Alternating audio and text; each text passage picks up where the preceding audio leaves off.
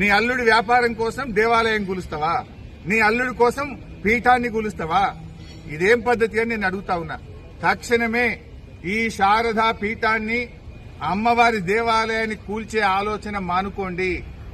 పొయ్యేగాలం దాపురిస్తే గిట్లాంటి ఆలోచనలే పుడతాయి. నీకేదో పొయ్యేగాలం దగ్గర పడ్డట్టుంది, అందుకే దేవుని తెరువు వస్తున్నావు. దేవుని తెరువు వచ్చినోడు ఎవడు దక్కడు. ఆ శాపం తగులుతుంది నీకు.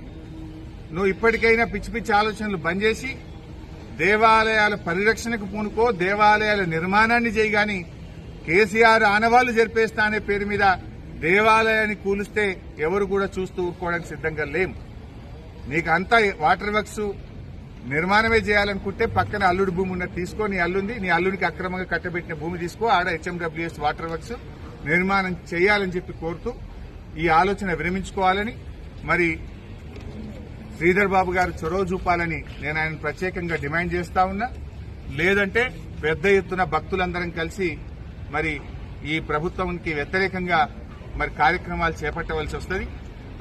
అంత దూరం పోకుండా ఈ పిచ్చి ఆలోచనలు, దేవాలయాలు కూల్చాలనే ఆలోచనను తక్షణమే విరమించుకోవాలని చెప్పి డిమాండ్ చేస్తున్నాను.